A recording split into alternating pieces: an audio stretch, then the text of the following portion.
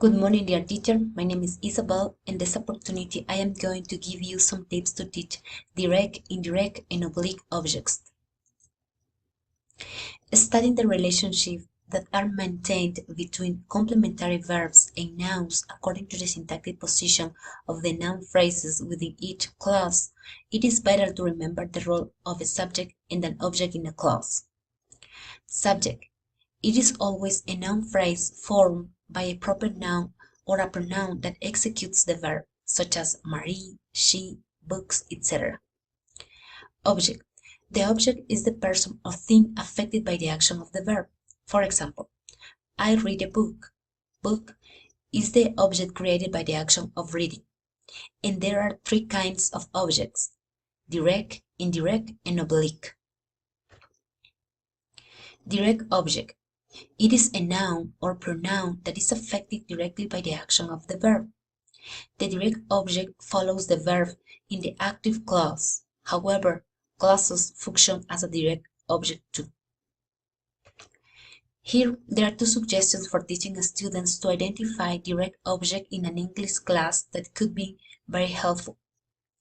First, one tip for recognizing the direct object in a clause is by finding the transitive verb and teaching students that the direct objects answer the question what or whom after a transitive verb.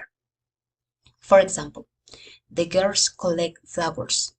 The direct object appears after the transitive verb collect. So, flowers are the direct object because they answer the question, what do the girls collect? Another tip to teach direct objects is that they follow the pattern in a declarative sentence, but this function can also be realized by a clause. For example, they exchanged gifts. This is a declarative sentence and the direct object is the word gifts. So that sentence follows the pattern subject, verb, and direct object. In the same way, they want to receive gifts. This is a two infinitive clause and the direct object is the clause to receive gifts. So that clause follows the pattern subject, main verb, and direct object within a two infinitive clause. Indirect object. This is the recipient of the direct object. So the direct object says for whom or for what the action of the verb is performed.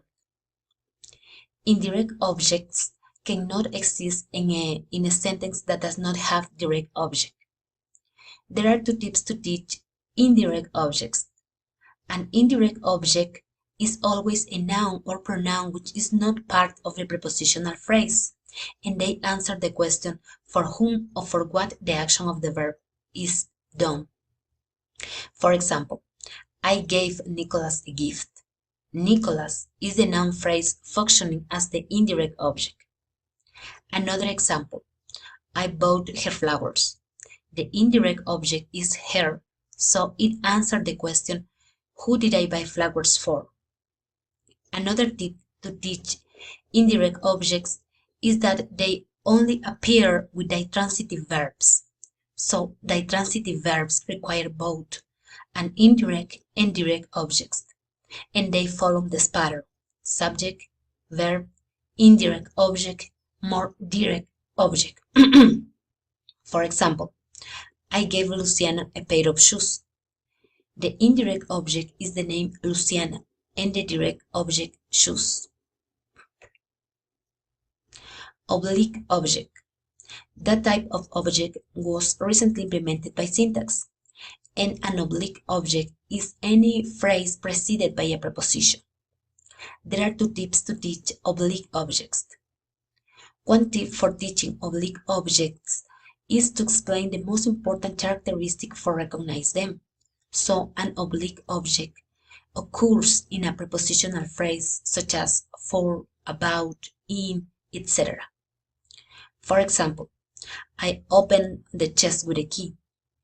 The chest is the direct object and the preposition with indicate as the oblique object. Another tip for teaching oblique objects is doing students to recognize that oblique objects cannot get an alternate position because they do not the clause change its sense. For example, I watched a movie about a child prodigy. In that sentence, the oblique object is about the child prodigy. However, I watched the child prodigy a movie.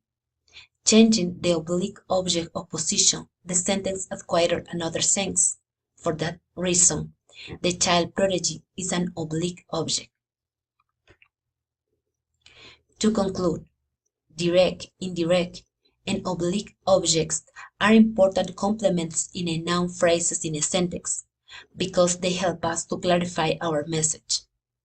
Therefore, these tips are intended to teach students to recognize them in an easy way. Thank you so much.